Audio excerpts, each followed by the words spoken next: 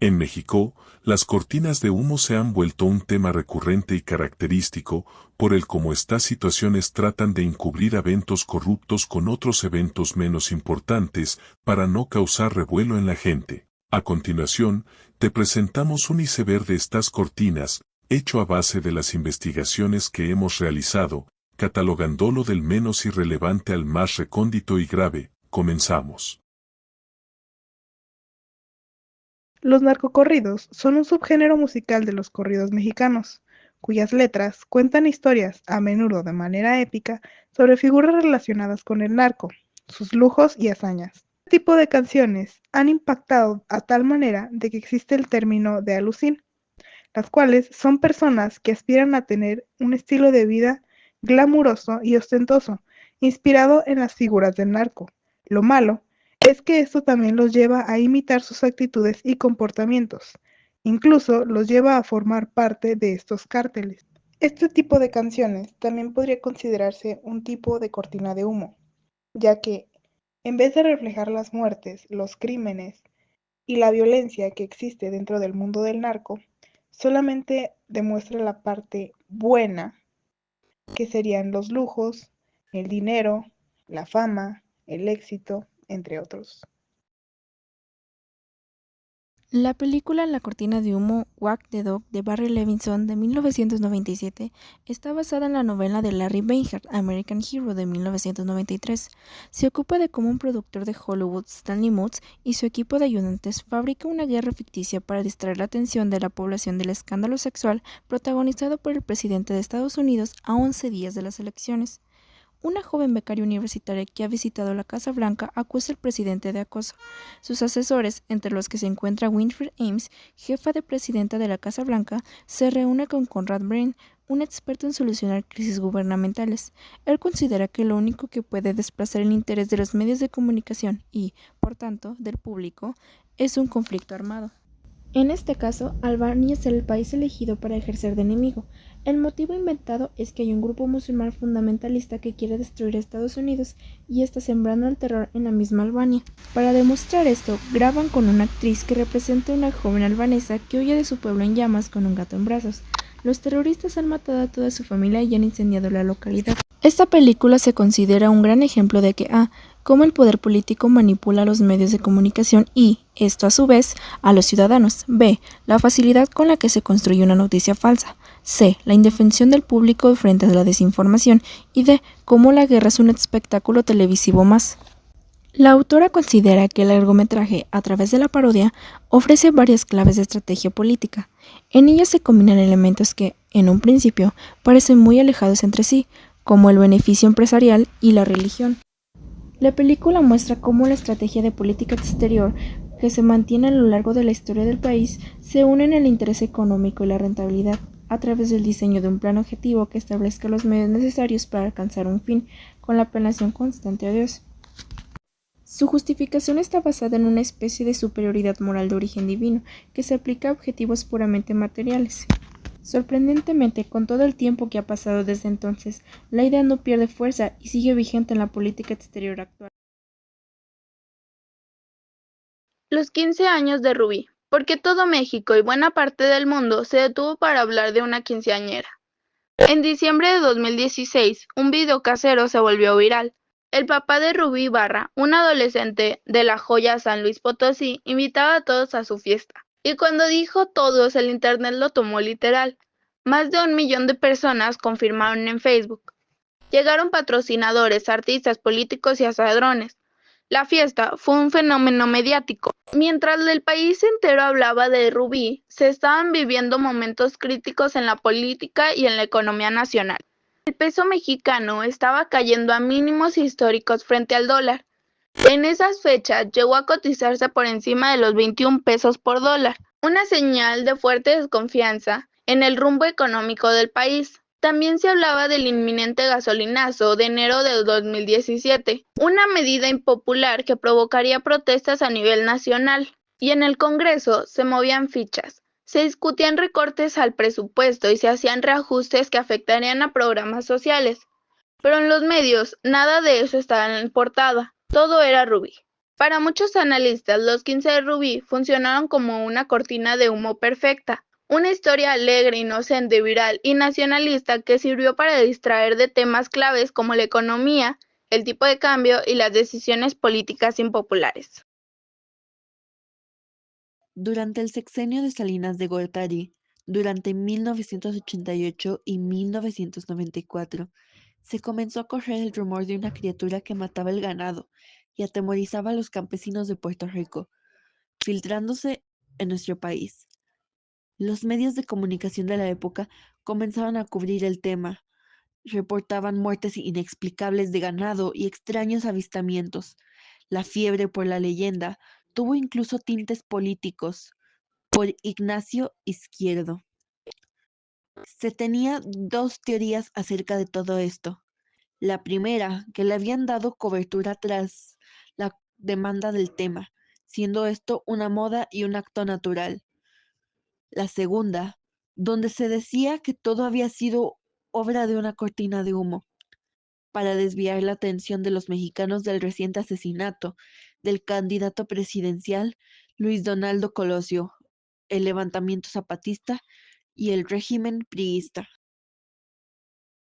El Mundial Sudáfrica 2010 fue considerado uno de los eventos más importantes del año por su relevancia como deporte en la población mexicana y mundial, y también porque fue uno de los mundiales con más revuelo en nuestra historia hasta la actualidad. Sin embargo, justamente se aprovecharon de esto para cubrir una noticia. En Hermosillo, Sonora, el 5 de junio, un incendio de una bodega del gobierno se propagó a la guardería ABC subrogada por el IMSS. La tragedia provocó la muerte de 49 niños y niñas menores de 4 años y dejó a más de 100 personas lesionadas. 24 niños sufrieron quemaduras, 81 inhalaron humo y gases tóxicos y 56 de ellos quedaron con secuelas de salud. 10 adultos resultaron lesionadas y 16 inhalaron humo. Aún en la actualidad no se sabe quién fue el que provocó este incendio con exactitud. Sin embargo, se sigue pidiendo justicia por las vidas arrebatadas en este incendio, pues fue una de las más grandes tragedias en la historia de México.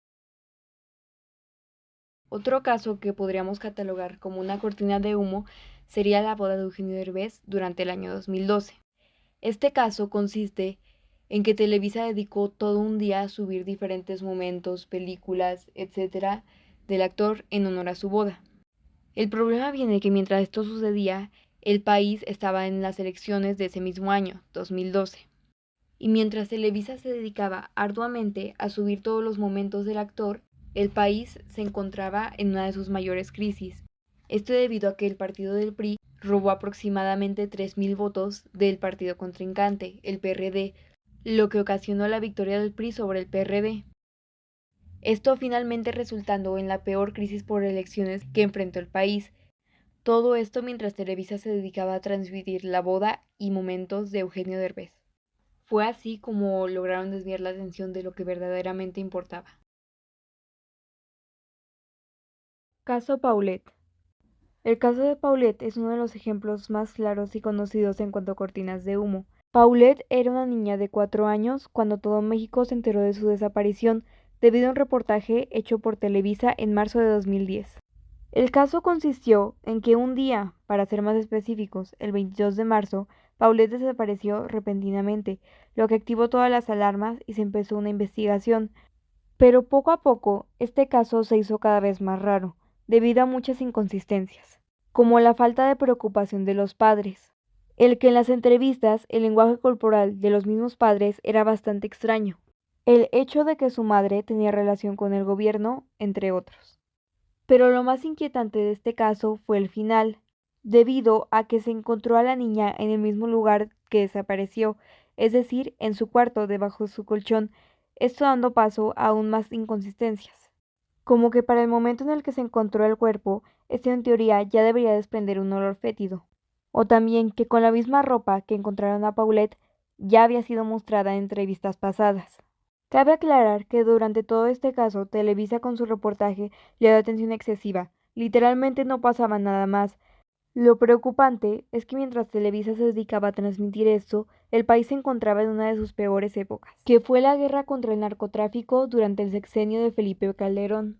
En estos días, el país se enfrentaba a cosas verdaderamente horribles, como violentas disputas entre cárteles, ataques y ejecuciones civiles a plena luz del día, así como asesinatos políticos. Entonces, todo esto en conjunto nos puede llevar a decir que efectivamente, el caso de Paulette no solo fue falso, sino que también, desgraciadamente, fue una cortina de humo que se utilizó para desviar la atención de las cosas horribles que se veían en esos tiempos. La Procuraduría General de la República, PGR. La Procuraduría General de la República, PGR, atrajo el caso de los 43 estudiantes de Ayotzinapa y comenzó una nueva investigación, que prometió ser pública, incluso desde su etapa inicial y primeras hipótesis. El 7 de noviembre del 2014, el procurador Jesús Murillo Caram informó en una conferencia de prensa los avances de la investigación. A modo de hipótesis, anunció que todo apuntaba a un homicidio de un amplio número de personas. Esta hipótesis se basó en las declaraciones de los detenidos. Por un lado, los policías arrestados confesaron haber secuestrado, trasladado y entregado a los estudiantes al grupo de narcotraficantes Guerreros Unidos. Por otro lado, los miembros de este grupo criminal encarcelados confirmaron estas declaraciones y además confesaron haber ejecutado a los estudiantes. Presuntamente, los sicarios de Guerreros Unidos se encargaron entonces de llevar en una camioneta a los estudiantes hasta el basurero de Cocula, donde los asesinaron y quemaron sus restos. Aunque no llega a esclarecerse del todo con la investigación judicial, pues la atribución de la violencia a un grupo de narcos no termina de explicar las razones por las que estos pudieron confundir y atacar repentinamente a los estudiantes durante una actividad militante, ni por qué lo habrían hecho con tanto odio y crueldad. En este contexto fue creado, hacia finales de 2014, el Grupo Interdisciplinario de Expertos Independientes, GIEI, para realizar durante 6 meses una investigación de los hechos.